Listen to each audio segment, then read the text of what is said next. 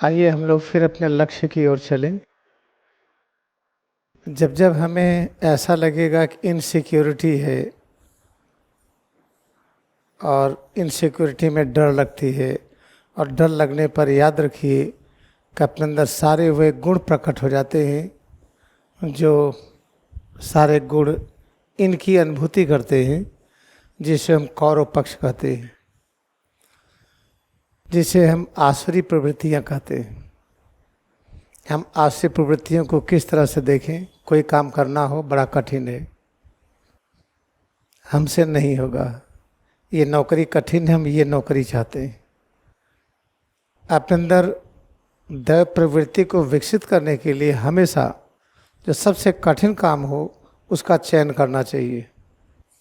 हम उसे करेंगे नाम कमाने के लिए नहीं, यश पाने के लिए नहीं, क्योंकि यही हमारा धर्म है कि जो सबसे कठिन कार्य हो हम उसको स्वेच्छा से स्वीकार करें, और करते हुए हमें मन में न सोचें कि हम सबसे बड़े शक्तिशाली हैं, हम बड़े महान हैं, जो कोई नहीं कर सका मैं कर दिखाया।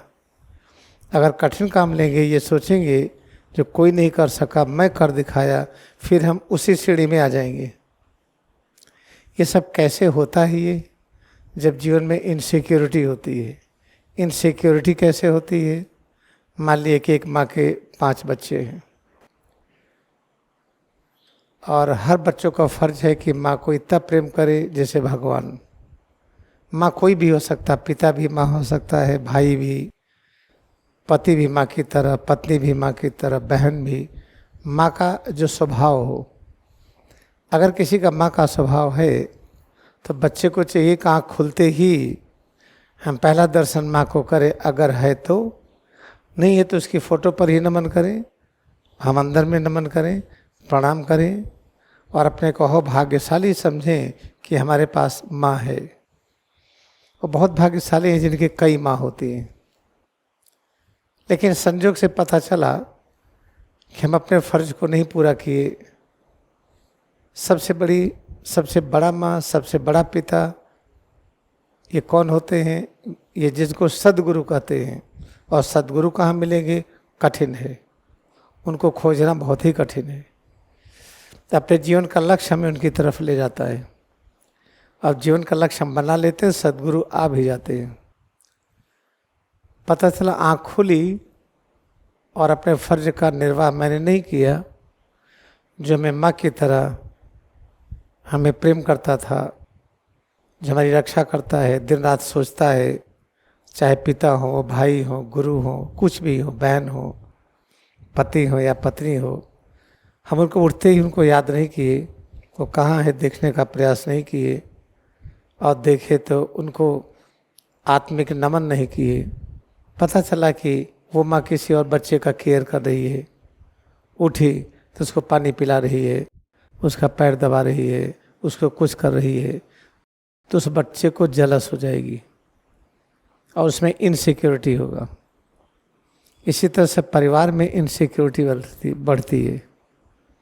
परिवार में जब असुरक्षा बढ़ती है, इनसिक्योरिटी, तो वहीं से सारा न्यू बनता है लड़ाई झगड़े का, हिंसा का। ये चीज़ आश्रम में भी होता है। इस तरह से याद रखिए कि सभी प्रकार के हमारे दुर्गुणों की जो खान है, जो न्यू है, वह है इनसिक्योरिटी। इनसुरक्षा क्या है? असुरक्षा की भावना। असुरक्षा की भावना क्या है? कि हमारा ख्याल नहीं होता है। अब तो मम्मी ख्याल किसी और का करती है, ऐसे ख्याल हमारा करती थी। यहीं से शुरू होता है। तो इसको कैसे दूर करेंगे हम? लाख सोचिए, दूर नहीं होगा। रोज प्रतिज्ञा करिए कि आज से हम ऐसा नहीं करेंगे। मम्मी ही उसको पता है किसके लिए क्या करना है। हम किसी प्रकार का कोई कल्पना नहीं करेंगे कि हमें कम माना जाता है, हमारा ख्याल कम होता है। तो ऐसा लाख सोचिए, होगा नहीं। ये इनसिक्योरिटी बनी ही रहेगी, असुरक्षा बनी ही रहेगी। हिंसा का वातावरण का जन्म हो गया परिवार में या कहीं पर भी, तो इसको दूर करने के ही साधन है क्रिया योग ध्यान, और नहीं होगा। कभी कभी हम सोचते हैं भगवान सब ठीक करेंगे, हम क्यों अनावश्यक फाएं फाएं करें, अनावश्यक स्ट्रगल क्यों करें। वो तो परमपिता हैं, वो तो दिव्य माँ हैं, वही सब गुरु के गुरु हैं, वो तो सब जान ही रहे हैं। तो इसका अर्थ हुआ कि हम बहुत ही आलसी संतान है परमात्मा की। हमारा वो रूप है जैसे स्कूल में, विद्यालय में, घर में कोई बहुत आलसी हो, तो आलसियों की क्या दुर्दशा होती है आप देखिए। तो हमें भगवान के सहारे रहना ही नहीं है। भगवान एक शक्ति के रूप में है, उसका हम उपयोग करें। हम कैसे उपयोग करेंगे? ऑमनीपोटेंट पावर है, कोई भी कार्य असंभव नहीं है।